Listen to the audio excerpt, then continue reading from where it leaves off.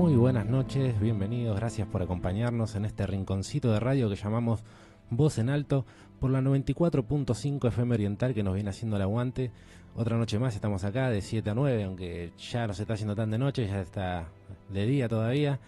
Queremos presentar primero a Alan, nuestro compañero de radio que viene también haciéndonos el aguante hace un tiempito ya. ¿Cómo estás, Alan? Hola, ¿qué tal? ¿Cómo están todos?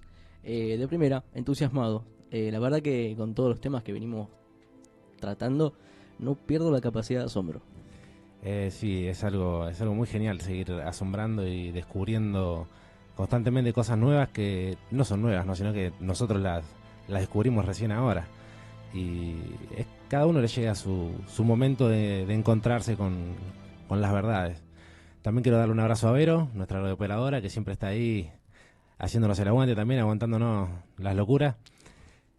Pasamos a presentar el tema de hoy, un tema muy, muy interesante que estuvimos dialogando en la semana y que sigue como una línea más o menos guiada por el mismo mensaje, ¿no? La búsqueda del autoconocimiento, del automejoramiento, de comprender un montón de cosas internas que quizás uno no le da bola, y eso es lo que muchas veces te lleva por el mal camino en la vida y no terminamos entendiendo bien de dónde es que sale el problema. Y aunque no lo parezca, cada uno está lleno de capacidades y de dones y de conocimientos y solamente tiene que escucharse a uno mismo. El tema del que vamos a hablar hoy es un tema muy interesante porque, como hablamos el último programa, que estábamos hablando de casos paranormales y cosas extraordinarias que le pasan a la gente común, ¿no? A la gente como nosotros, y que todo el mundo tiene siempre alguna historia o algo paranormal que contar. Este es como muchas veces tomado como algo paranormal o como un don de una persona superdotada en algo en particular. Sin embargo, es una capacidad que todas las personas tenemos, pero la tenemos olvidada. Como muchas otras capacidades y dones que el ser humano tiene dentro de lo que sería la conciencia, no tanto de la mente, quedan como olvidados porque nadie los educa. Si alguien no te lo explica, nadie lo practica, y así de a poco las cosas se van olvidando y se van perdiendo dentro de la cultura y de la historia de nosotros mismos. Pero tiene un motivo, ¿no? Por supuesto, porque alguien siempre está como en contra de que uno evolucione para poder como dominar o influir de una manera más directa o más fácil. Pero bueno, siempre como que la luz siempre es más fuerte que la oscuridad y hay que pelear nada más, ¿viste? Hay que estar, y el crecimiento de cada uno es siempre beneficioso. Y este tema me encanta por los casos y por el tema en sí, y se llama visión remota. ¿Escuchaste hablar alguna vez de la visión remota? Mira, hay un montón de casos, pero a veces uno quizás no, al no estar en el tema, no logra distinguir qué es, cómo se utiliza, qué se puede llegar a lograr con el desarrollar un don de estas características, la capacidad que uno puede llegar a adquirir practicando diariamente esto como si fuese un hábito, una capacidad extrasensorial con la que todos nacemos, pero tenemos que despertarla y desarrollarla y ejercitarla hasta llegar al punto que sea un Natural, medio más. claro, natural. Vamos a pasar a explicar un poquito de qué se trata esto de la visión remota. La visión remota, el nombre visión remota, se acuñó aproximadamente en el 72, por ahí. Antes se le llamaba, en ciertos lugares se le sigue llamando, como percepción extrasensorial. ¿No es cierto? Es lo que decíamos, es lo que hablábamos del tema paranormal, de que las personas pueden percibir sensaciones o mensajes o distintos tipos de informaciones de un método fuera de los sentidos que tenemos dentro de nuestro conocimiento, que son los 5 sentidos básicos, que son las señales que percibe nuestro cuerpo, ¿no es cierto? La vista, el tacto. Fuera de este grupo de percepciones que nos da nuestro propio cuerpo a través de los órganos, existe otro tipo de información que también llega a nosotros que no proviene de ellos, ¿no es cierto? Hablábamos el otro día de la intuición, Hablábamos el otro día de los déjà vu, hablábamos también de el poder ver cosas que otras personas no ven, ¿no? Sería una percepción visual, pero es extrasensorial porque no es algo que todos podamos ver, ¿no? O sea, que es algo que evidencie la existencia de eso que esta persona estaba viendo. Ya seas vos o ya sea quien sea, y la persona que está al lado no puede verlo, entonces no hay una evidencia de que sea real. Es lo que hablábamos en el tema de lo paranormal. Y que sumando cuentas, la gran mayoría de personas tuvo una experiencia donde tuvo una sensación extrasensorial, ¿no es cierto? Que yo muchas veces la sensación de asfixia o esa sensación de que te están observando y no hay nadie, eso es una sensación extrasensorial, ¿no es cierto? Es una percepción de información de que alguien te está observando, pero tus ojos no lo ven, no lo escuchás, solamente lo percibís.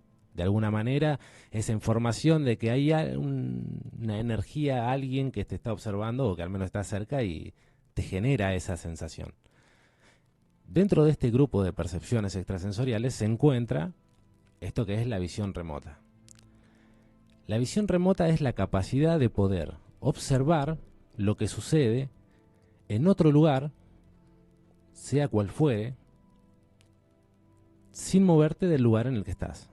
¿No es cierto? Entras en un estado de meditación, en un estado de concentración, y tu conciencia se dirige hacia, ya sea una persona, un objeto, un lugar en particular, y podés observar en tiempo real lo que está sucediendo ahí, ¿no? Como si te teletransportaras a ese lugar y de ahí pudieras observar lo que está sucediendo, ¿no es cierto? Vos ahora te vas y observás qué está pasando con tu auto, que lo dejaste el mecánico hace como 2 semanas y no sabés qué es lo que está pasando, y bueno, te vas y observás lo que está haciendo realmente ahí.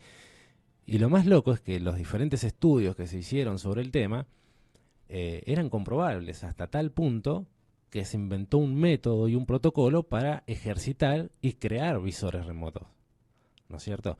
No era solamente un don que ciertas personas tenían, sino que descubrieron un método en el cual una persona normal puede ejercitar y adquirir la capacidad de tener visión remota, de poder observar a cualquier otro lugar. Incluso se dice que hasta los remotos más avanzados pueden ir a otros mundos y hablar con seres de otras categorías, por decirlo de alguna manera, más elevados, y traer esa información. Esto de la visión remota tiene como su pequeña trampa, ¿no es cierto? La pequeña trampa es que para lograr la visión remota, como es un don, digamos, de la conciencia, porque excede las capacidades de la mente, es una proyección mental en la que nosotros nos proyectamos esta parte de nuestra conciencia hacia el lugar para poder ahí mismo observar lo que está sucediendo sin estar ahí.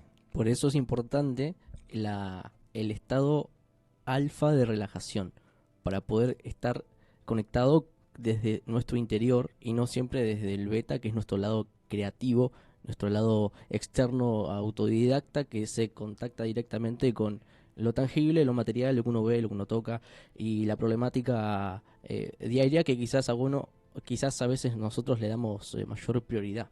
Pero bueno, en principio creo que ese sería el primer desafío, lograr encontrar esa paz interior para sentarse a meditar y lograr conectarse en ese estado neuronal que te conecta con tu ser interno, y una vez que uno empieza a descubrirse y poder experimentar qué tan lejos uno puede llegar con la práctica, se puede llegar a hacer cosas impresionantes, porque el tema de la visión remota no tiene límites. Por lo que estuvimos viendo, alguien sentado tranquilo en su casa puede estar tranquilamente en otra parte del mundo, hablando con otras personas, puede estar recopilando información, puede conocer lugares que nunca visitó, y todo a través de la capacidad de la mente. Sí, es explicado según ciertos expertos viajeros, ¿no es cierto?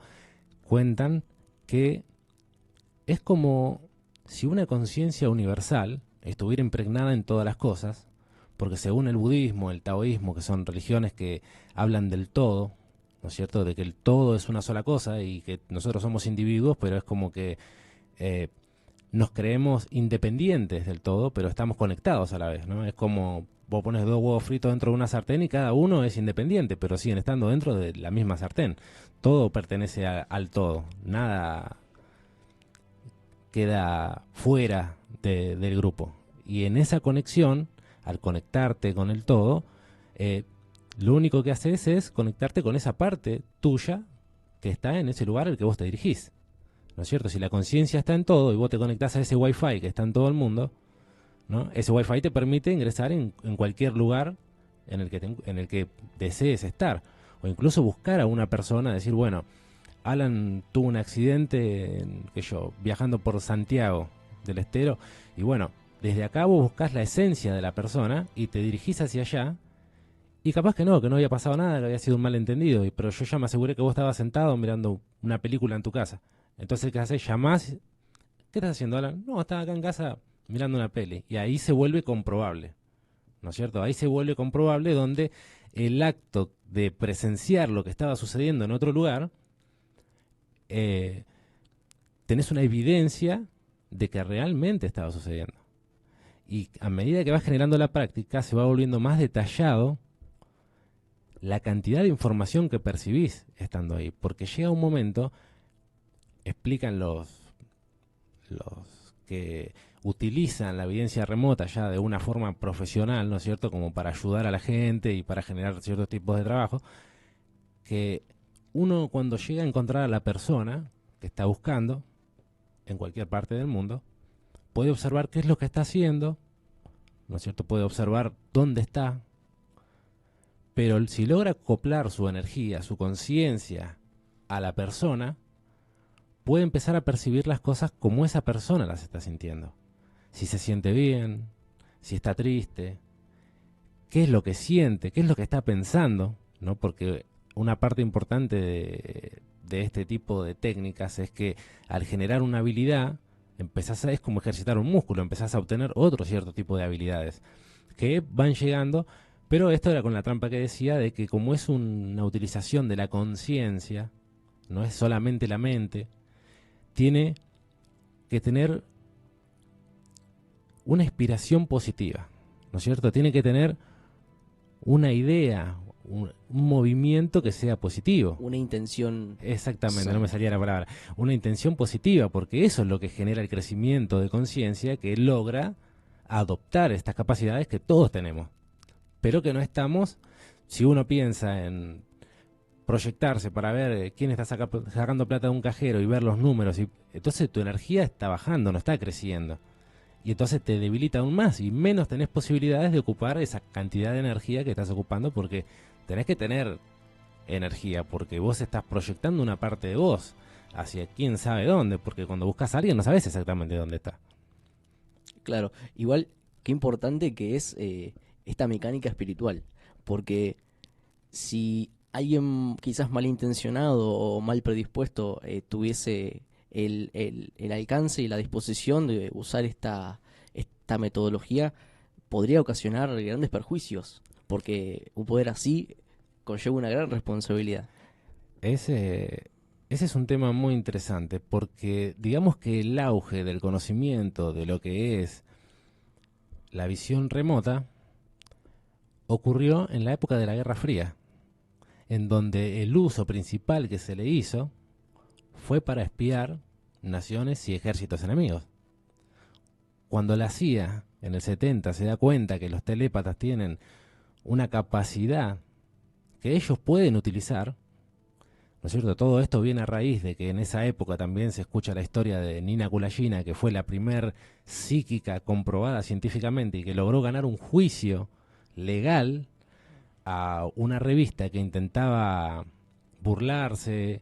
No, ellos son muy estrictos con el honor y todo eso. Entonces, cuando intentaron burlarse de ella o desacreditarla, ella llevó su poder, su el ejercicio de esa telepatía y telequinesis que ella tenía a un juicio con un jurado oficial legal, ¿no es cierto?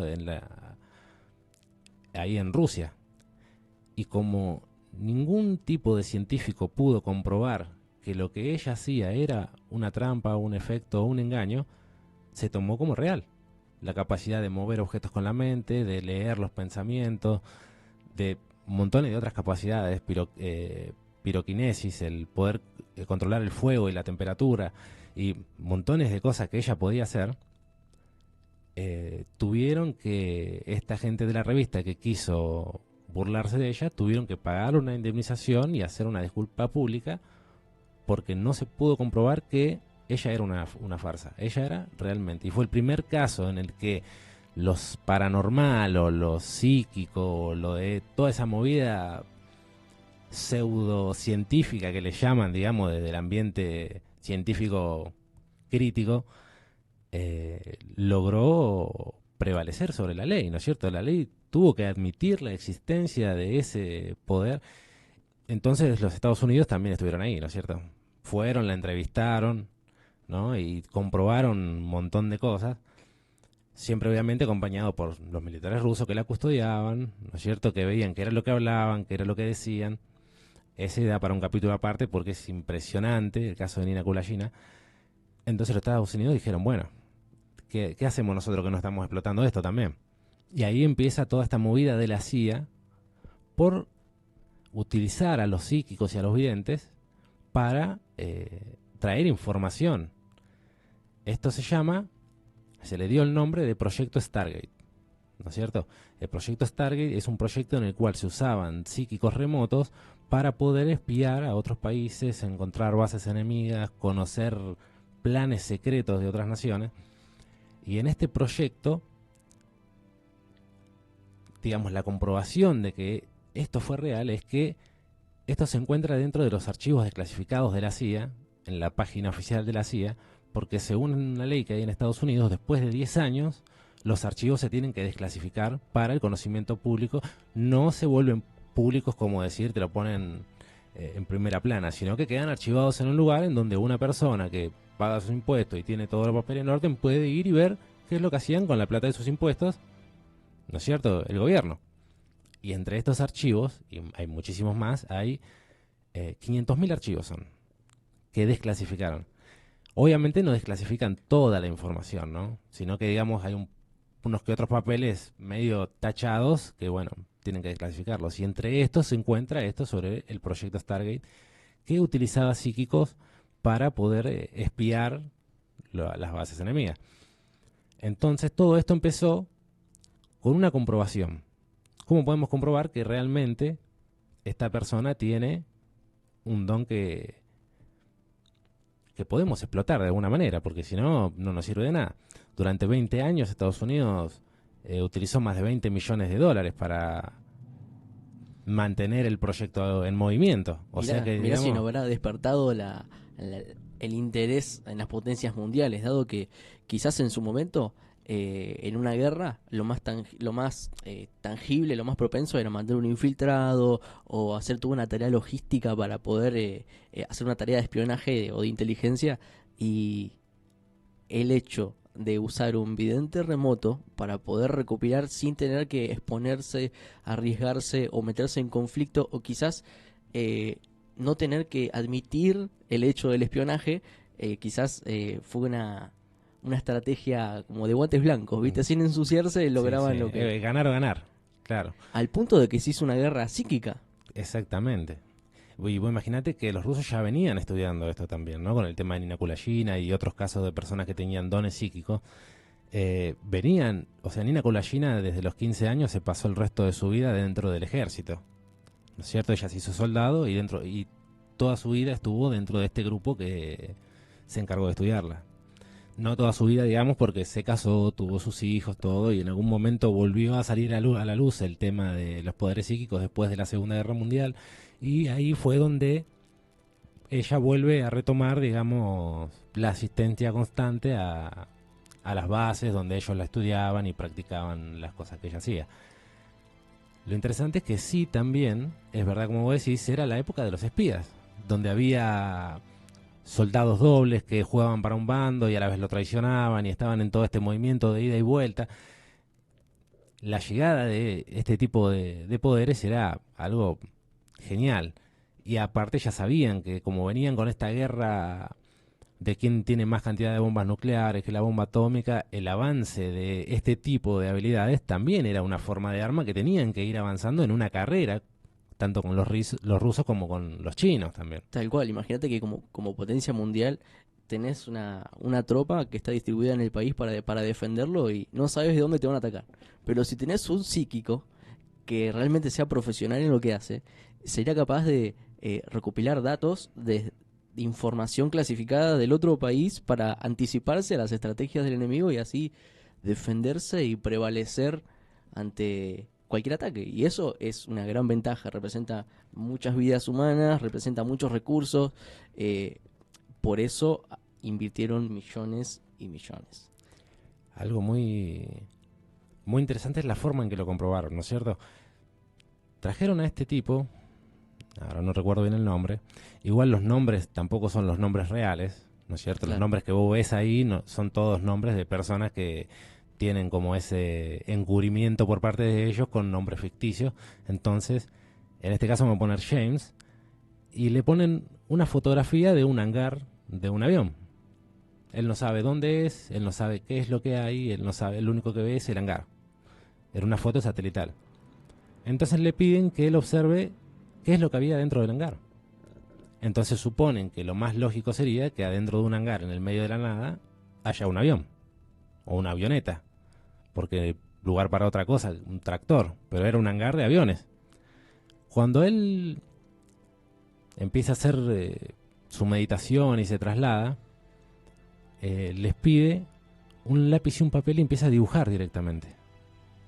¿No es cierto? Dibujaba rápido, trazos rápidos constantemente y no se entendía qué era lo que estaba dibujando hasta el último momento que terminan los últimos trazos y cuando observan la hoja qué era lo que había ahí, él tampoco sabía qué era, porque lo que estaba dibujado en el papel era un arma logística nueva, completamente secreta, que Estados Unidos estaba desarrollando. Entonces ni él, ni tampoco las personas que trabajaban con él, la única persona que conocía lo que estaba ahí adentro era este soldado superior que traía la foto con la seguridad de saber qué era lo que había ahí adentro y comprobar si el chico estaba diciendo la verdad y no. Y cuando él muestra el papel, es prácticamente un plano de una especie de tanque extraño como con láseres, ¿no es cierto? Que era completamente imposible de imaginar en el 70 más o menos que esa cosa existía. Y bueno, la cara de pánico del jefe cuando se dio cuenta de que esta persona estaba viendo qué era lo que había en ese hangar secreto en el medio de la nada, que era algo que ellos tenían completamente secreto desarrollando, se dieron cuenta que era un peligro crítico, que cualquiera que realmente tuviera ese poder podría estar descubriendo todos los planes, todos los proyectos, todo lo que ellos están desarrollando. Entonces decidieron explotarlo. Al entender el funcionamiento, lo que ellos logran es crear un protocolo, como un proceso en el cual ellos pueden entrenar a una persona para poder realizar esta visión remota. Ya no era un don que tenían ciertos civiles en particular y que traían y buscaban por todos lados, sino que era por un proceso que podían crear a través de soldados mismos, de su máxima confianza, para poder hacerlos eh, realizar estos viajes remotos a los lugares precisos que ellos necesitaran para obtener la formación precisa y con la seguridad de que va a ser un sumo secreto porque son soldados que le pertenecen a ellos. Claro, igualmente cabe remarcar que como veníamos hablando en los programas anteriores, el tema de estos dones psíquicos que uno puede llegar a desarrollar con los que todos nacemos, no siempre están en igualdad de condiciones en cuanto a nivel de desarrollo, porque quizás alguien ya lo vivió en una vida anterior y ya nace más predispuesto a este tipo de aprendizaje con más facilidad, más rapidez.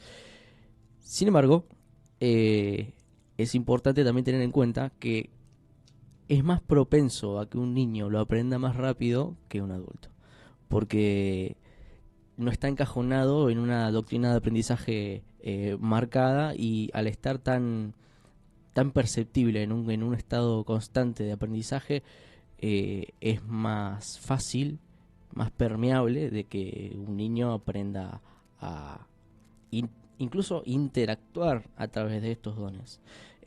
Nosotros, ahora que hablamos de la visión remota, no mencionamos la visión extraocular, que es como empieza todo esto. Esa parte es una parte genial sobre Jacobo Grinberg, que fue en su momento hasta repudiada, ¿no es cierto? Para explicar un poco lo que es la visión extraocular de Grinberg, ya hemos tirado un par de ideas en otros programas. Es exactamente eso, es la capacidad de poder observar a tu alrededor sin la necesidad de tus propios ojos, ¿no es cierto? Es la capacidad de poder cerrar los ojos y poder observar de una manera completamente fuera de tus sentidos lo que sucede todo a tu alrededor con lujo de detalles, y poder leer y poder describir imágenes y cosas, ¿no es cierto? Que es prácticamente la visión remota, pero explicada desde parte de un neurofisiólogo como es Jacobo Grinberg, ¿no es cierto? Nosotros ahora estamos hablando desde un punto de vista militar y estratégico, usado como una herramienta, mientras que lo que Jacobo Grinberg intentaba lograr era, si él podía hacer que una persona pueda observar sin los ojos, ¿por qué no intentarlo con una persona no vidente? Tal cual. Y ¿No? lo intentó. Y lo intentó. No tuvo tanto éxito en ese caso, porque yo calculo que debe ser más complicado el tema de un cerebro, digamos, que no está acostumbrado ya a imaginar las cosas de forma visual. Porque cuando una persona pierde alguno de los sentidos o alguna capacidad, el cerebro evoluciona y se transforma evolucionando otra capacidad para poder equilibrar, por ejemplo, el oído. Suele ser principalmente lo que las personas con discapacidad visual logran evolucionar Claro. más. Agudizarlo. Claro. Bueno, igualmente tenemos casos de una escuela de México que un instructor en el tema puso a prueba estas habilidades en los chicos y logró resultados espectaculares. Al punto de sentarlos, obviamente llevarlos a un estado de relajación y concentrarse en su respiración. Una vez que lograba que los chicos se concentren en sí mismos, dejen de lado su entorno, se concentren en su respiración, les pedía que visualicen una luz en su entreceja, a la altura de la glándula pineal. Sí, ¿Viste? sí, o el tercer ojo, como se diría. Claro. Les pidió que imaginen una línea luminosa que unificara sus dedos, los dedos de las manos. Y a su vez, una línea de luz que unifique sus dedos hasta esta luz en su entreceja. Bueno, empezaron a hacer pruebas y puso diferentes imágenes, fotografías sobre la mesa y les pedía que les ponga las manos encima de las imágenes y los chicos empezaban a decir lo que podían ver, interpretar, deducir, al punto de que en su estado de relajación y a prueba y error, al ser un método comprobable, que es abrir los ojos y ver si tenés razón o no, Sí, sí. tuvo resultados espectaculares. Al punto de que una vez que empezaban a adivinar, por ejemplo, frutas, verduras, cosas simples, ya no era necesario el contacto directo. Claro. Lo empezaban a hacer directamente a través del pensamiento. Y después tuvo problemas, porque los chicos habían desarrollado tanto esta habilidad que los padres no querían que se siga investigando sobre el tema porque les adivinaban los pensamientos a los padres. Claro. Sí, ese digamos que fue el motivo principal por el cual se terminó el proyecto. ¿No es cierto? Cuando los padres empezaron a quejarse que los niños movían cosas con la mente, que podían leer sus pensamientos y le reprochaban cosas o le decían cosas que ellos pensaban sin que ellos se las dijeran. Entonces se asustaron. Claro, aparte es algo que no tiene límite. Es como cuando uno nace. Primero aprende, cuando uno abre los ojos, ve las cosas. Después uno empieza a desarrollar la capacidad de moverse e influir directamente sobre los objetos. Esto es lo mismo. Se llega al punto de ver y después de poder mover las cosas con la mente. Y para un chico, digamos que había un patrón en común de los que más se desarrollaban, que tenían una estabilidad emocional en casa y no tenían dificultades en su vida cotidiana. Entonces digamos que es más favorable para quienes tienen un ámbito más tranquilo, relajado, que no están cargados de tantas preocupaciones. Por eso mismo se logra un mayor estado de relajación. Y a veces es un desafío para muchos porque enredado en el afán de cada día, dejar de lado todo el contexto en el que uno vive para poder practicar esto, quizás al principio sea un gran desafío, pero se puede porque lo han hecho y no tiene límites, así que se puede utilizar para muchas cosas. Telepatía, lograr comprender lo que nos rodea con mayor profundidad, al punto de saber si alguien está enfermo delante nuestro.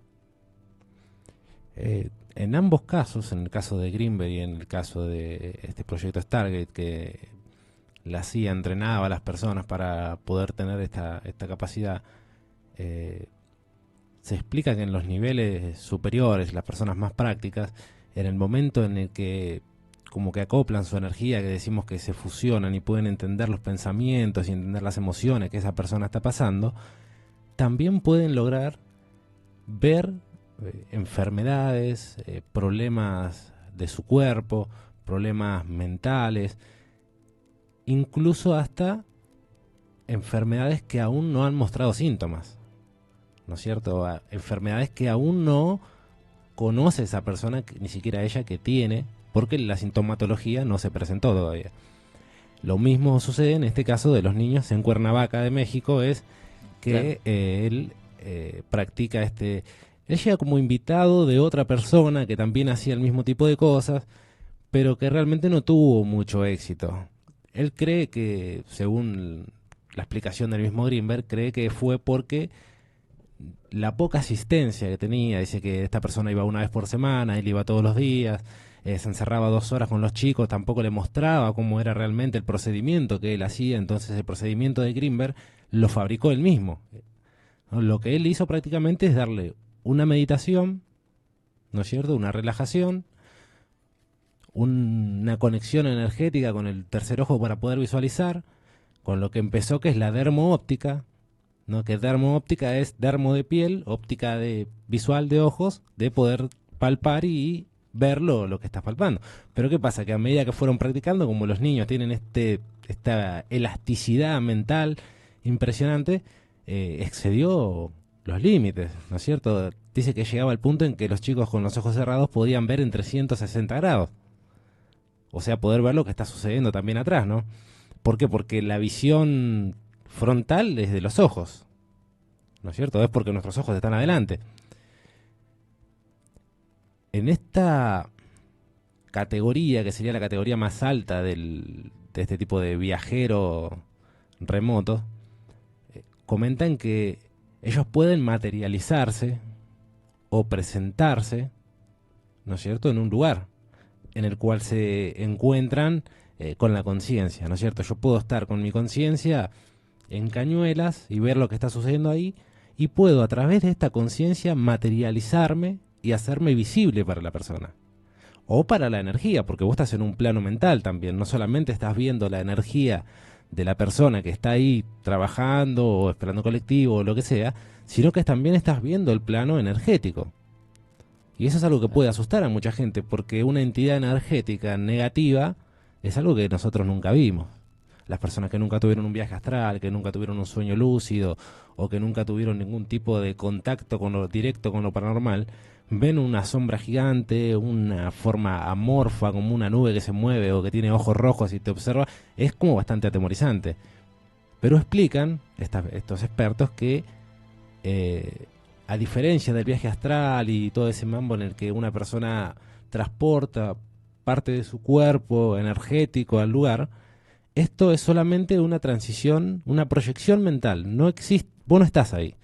O sea que no hay nada que pueda generarte daño o afectarte, ¿cierto? Porque es como un holograma tuyo nada más, que generas a través de esa conexión con el todo. Vos te conectás ahí y observás lo que está pasando en Cañuelas, ¿no es cierto?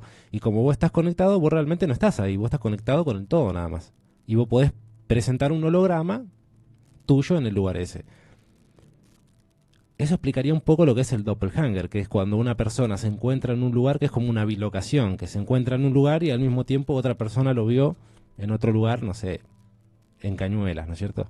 Sería como una conexión en la cual vos proyectás una imagen tuya en el otro lugar. Y esto, el, uno de los viajeros más importantes, que es el que estuvo trabajando en el proyecto Stargate, comenta que lo ideal, o sea, la técnica que él utiliza cuando va a un lugar y hay entidades oscuras, porque dicen, muchos hablan de las entidades oscuras, pero todo es un equilibrio constante en el universo, no existe solamente de un lado las cosas, ambas existencias positivas y negativas están confluyendo constantemente.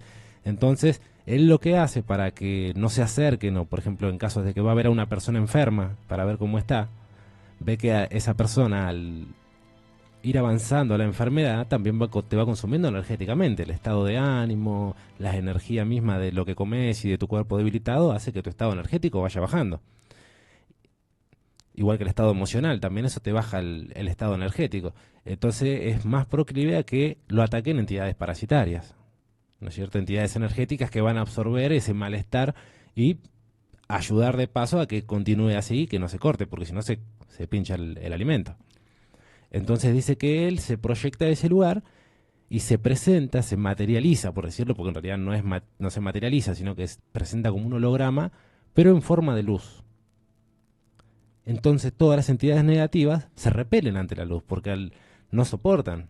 ¿Por qué? Porque la luz es la representación de la energía positiva, es como la energía máxima, digamos, contraria a ellos. Claro, aunque estas entidades negativas quieran demostrarse como imponentes o con la capacidad de influir un daño sobre nosotros.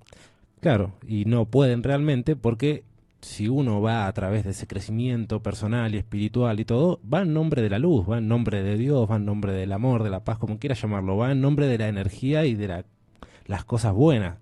Y esa energía positiva, obviamente, a alguien que se alimenta del sufrimiento, del dolor y del miedo, la repele completamente. Es justamente su contrario, son como dos imanes que se van repeliendo. Entonces, si esa entidad no decide marcharse o alejarse por su propio bien, digamos, termina destruyéndose. Claro. Y mismo si quieren ejercer ese mecanismo de intimidación sobre uno tiene Claro, que plantearse y negarse, resistirse a sentir miedo por esa hostigación, digamos. claro, porque en sí mismo es solamente una apariencia, ¿no? Ellos, si yo logro hacerte tener miedo, te estoy ejerciendo de alguna manera, pero si el miedo no ejerce ninguna influencia sobre vos, prácticamente es nula Lo que mi para fuerza. claro, lo que para ellos es quizás la herramienta principal, porque escucho por ahí que son amorfos. Ellos deciden cómo mostrarse. Claro, Entonces tienen la capacidad de poder diseñar una imagen lo más propensa a generar miedo, a ser aterradora para provocar esta misma ventaja, esta claro, posibilidad. es comprensible porque no todos tienen miedo a lo mismo, ¿no es cierto? Qué sé yo, hay gente que ve una araña gigante y le da miedo, y hay personas que no, hay gente que se corta un dedo y por ver la sangre nomás se vuelven locos. Bueno, es muy variado, entonces tiene como lógica que si busca causar miedo o algo, tenga que cambiar de forma para lograrlo, porque todos los casos son diferentes. Hay diferentes casos en los que este grupo de psíquicos entrenados, digamos, que son psíquicos que no eran personas con dones particulares, sino que fueron entrenados a través de un proyecto militar con distintos procesos que no solamente generaban la evolución y la mejora de estas capacidades, sino que también tenían un riguroso método de comprobación de que realmente estaba funcionando, ¿no es cierto? Yo escribo un número acá y no te lo muestro, y si vos acertás, tenés una capacidad aparente, pero si yo saco otra hoja y pongo otro número y lo volvés a acertar, ya se cambia a través de la estadística la credibilidad. Y si en vez de un número yo te digo una dirección y un lugar en especial, qué es lo que hay adentro, qué sé yo, de la mesita de luz de adentro de mi pieza, y si vos me decís qué es lo que hay, digamos que no hay otra forma de más clara de demostrar la capacidad, ¿no es cierto? Y la credibilidad del vidente. Porque la persona que está al lado tuyo no está viendo lo mismo que vos, solamente le queda creer lo que vos le estás diciendo. Y en el caso de este vidente que descubre lo que había dentro del hangar, lo dibuja. O sea que la persona está viendo exactamente lo que el vidente vio en el papel y está seguro de que es exactamente eso lo que está ahí adentro. Y que dicen que la imagen que él logró plasmar en el papel, lo que él dibujó, era prácticamente un plano, por lo detallado y la forma y cómo estaba dibujado. Y los que estaban ahí, aparte de este general, que era el único que sabía realmente lo que había ahí adentro, todos se quedaron asombrados al ver un arma láser en los 70, ¿no es cierto? Ahora ya sabemos que existen las armas láser, pero estamos hablando hace 50 años atrás. Claro, bueno, incluso en estos tiempos, en aquellos tiempos, que quizás se ponían en duda porque no era algo normal. Aparte no había redes sociales, otra cosa, era creer o reventar porque era prueba y error. Y cuando la CIA eh, agarró un psíquico y lo sentó en una mesa y lo puso a prueba, eh, ¿te acuerdas el caso en el que, no sé si lo querían ridiculizar, pero agarraron una foto, una imagen del planeta Marte y lo pusieron adentro de un sobre y le pedían al psíquico que le diga de dónde era la imagen, qué veía en la imagen, que describa toda la experiencia que podía llegar a percibir a través de esa imagen? Mira, ¿te parece si vamos a un corte Sí, y arrancamos con la historia esa que también tiene que ver con el proyecto Stargate? Porque era un psíquico de la CIA. claro. Vamos a un corte comercial, en 5 o 10 minutitos volvemos y continuamos con Voz en Alto. Un abrazo para todos, ya volvemos.